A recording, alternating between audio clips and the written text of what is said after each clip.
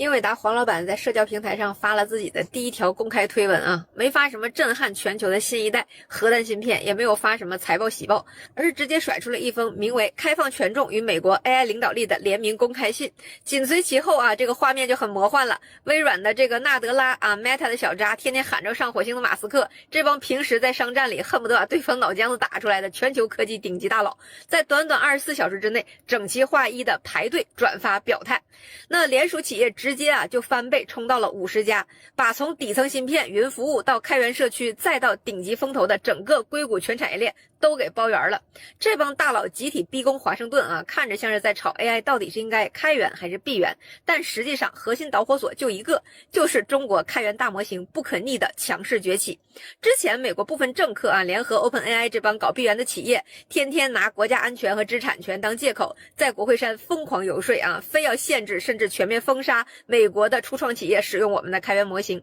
结果现在好了，半个硅谷集体跳出来指着政客的鼻子说不，甚至呢公开给中国模型的技术价值站台背书。现在可以说美国的这个政治正确已然无法框定资本对于降本增效的极致追求了。这真是地主家也没有余粮了呀，现在根本不是闭着眼睛烧钱的周期了那这件事情背后呢，其实是美国 AI 产业两大阵营的一个深刻的利益分裂。以 OpenAI 为代表的闭源厂商玩的是典型的美式制度霸权那一套他们打着安全的旗号，拼命想抬高这个行业的准入门槛，来巩固自己的技术垄断，本质上就是想当 AI 时代的 Swift 系统嘛，把控定价权，然后躺着收全行业的过路费。但是这种垄断对于硅谷的另一半来说，那就是要了亲命了科技巨头们集体反对封禁，从来不是因为他们对我们有什么善意，而是基于最基本的现实的商业逻辑。你看黄仁勋，他的护城河是算力，对他来说 AI 这玩意儿门槛越低越好，最好全球哪怕是个街边的五金店都能用上 AI，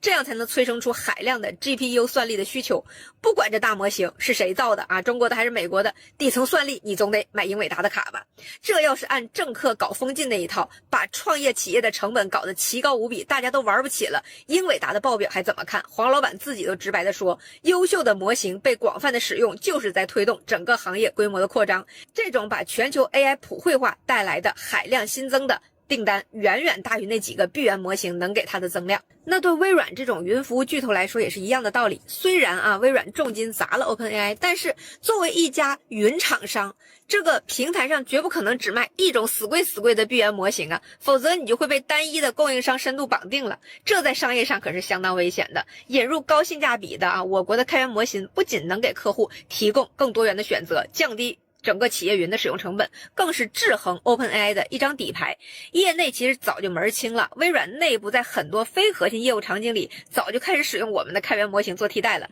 实打实的它就能压缩成本在资本的账本面前，谁家的大模型便宜更好用，谁就是最好的合作伙伴。至于 Meta 这种本身就扛着开源大旗对抗垄断的玩家，还有那些靠开源生态繁荣才能活下去的社区和风投机构，限制我国的开源模型，就等于直接刨了他们的祖坟了。而现在呢，华盛顿那帮政客正干的事儿，其实就是在猛踹自家科技霸权那条好腿。其实就在巨头们发生的前2天，200多家硅谷的初创企业就已经先急眼了联名警告美国政府说，封禁中国的大模型会直接扼杀美国的本土创新。